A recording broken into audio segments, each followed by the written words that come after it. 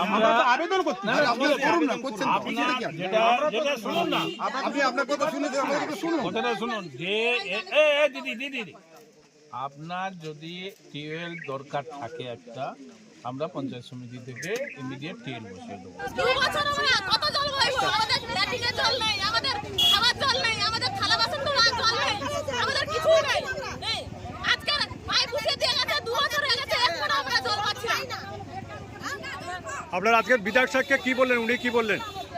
Tubewell একটা tubewell দিলে কি আর আমাদের আমাদের হবে না? তাহলে এতদিন তো তোমরা দেখছো যে জল আসছে না, কবরপুর উঠা, তাহলে কবরপুরের জন্য কি কিছু না করেছো না আপনারা? জল মানুষের জীবনে মানুষের জল ছড়ানো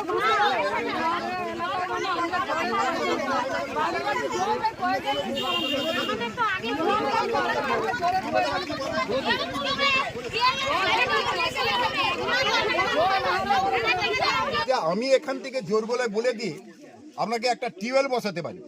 আপনি একটা যদি বলেন যে ওটা যদি না হয়ে থাকে একটা টিউবওয়েল বসিয়ে দিলে আপাতত সমস্যার সমাধান হবে। আমরা পঞ্চায়েত সমিতি থেকে চেষ্টা করব যাতে তাড়াতাড়ি একটা টিউবওয়েল বসিয়ে দেওয়া যায়। ঠিক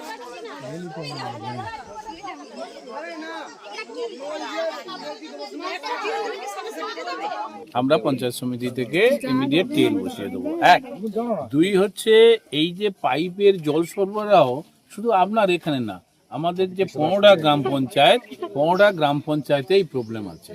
আমরা দিন 3 আগে এটা নিয়ে মিটিং করেছি ব্লকে। এরপরে সিদ্ধান্ত হয়েছে এমএলএ সাহেব যোগাযোগ করবেন, আরও হায়ার অথরিটি যারা আছে তারা এবং যে এজেন্সি যারা কাজ করছে তাদের নিয়ে আমরা মিটিং করব। কেন এই যে অসুবিধা আপনি যেটা বলছেন এটা শুধু আপনার না, আমার বিভিন্ন অঞ্চলের সমস্যা, সেটাকে যাতে সমাধান করা যায়।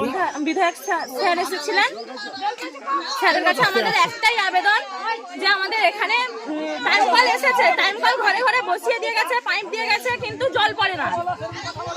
এই জন্য আমরা বিধায়ক স্যারের কাছে আবেদন করতে এসেছি। বিধায়ক স্যার এসে বলে গেলেন যে আমরা দেখছি ব্যাপারটা, জল দেওয়ার ব্যবস্থা করবে। কিন্তু আজকে এখানে 3 বছর টিউবওয়েল বসেছে, আমাদের এখানে এসেছে 1.5 বছর, আমাদের পাড়ায় ঢুকেছে 1.5 বছর হয়ে গেল, কিন্তু জল পড়েনি একেবারে। আমাদের এই জলের কষ্ট, ব্যবহার জলের কষ্ট, খাওয়ার জলের কষ্ট নেই, টিউবওয়েল থেকে আমরা খাওয়ার জল পাই। আর এই যে থালা বাসন ধোয়া, কাপড় চুপড় ধোয়া, বাথরুমে যাওয়া জলের প্রচুর কষ্ট। বিধায়ক কি বললেন? বিধায়ক বলে গেলেন যে আমরা দেখছি ব্যাপারটা, একটা টিউবওয়েল বসিয়ে দেবো। কিন্তু টিউবওয়েলে তো আমাদের খাওয়ার জলের অভাব নেই, আমাদের ব্যবহারের জলের অভাব। কিন্তু আমরা যে টিউবওয়েল থেকে যে জল বয়ে আনবো এটাই তো কষ্টকর। কত কমরে করে লোক জল বয়ে আনবে কলসিতে করে? অনেক জলের তো প্রয়োজন। থালা বাসন, একটা পরিবারের থালা বাসন ধোয়ার থেকে, গরু, আমাদের এখানে গরু আছে, ছাগল আছে, মুরগ আছে। আমরা আপত্তি করেছিলি যে সবাই পাড়ার মেয়েরা হলে যে আমাদের একটা জলের ব্যবস্থা করে দিন। টাইম কল বসেছে এই 2 বছর, জল আমাদের এখনো আসেনি। আগেও জানিয়েছি, গ্রাম পঞ্চায়েতকে কিছু গুরুত্ব দেয়নি। আজকে যা বলছে বলে আমরা নাকি ঝগড়া করছি। তাহলে আপনারা বলে দিন যে আমরা কি করে বাস করবো? নোনা জল যদি 4 দিকে চলে এসে আমরা জামা কাপড় ধোবো, কিরকম পরিবেশ, বাচ্চা কাচ্চা নিয়ে কিরকম থাকবো? আমরা বলে দিন এই গরমে আকাশে জল পড়ছে না, তাহলে আমরা কিরকম ব্যবহার করবো?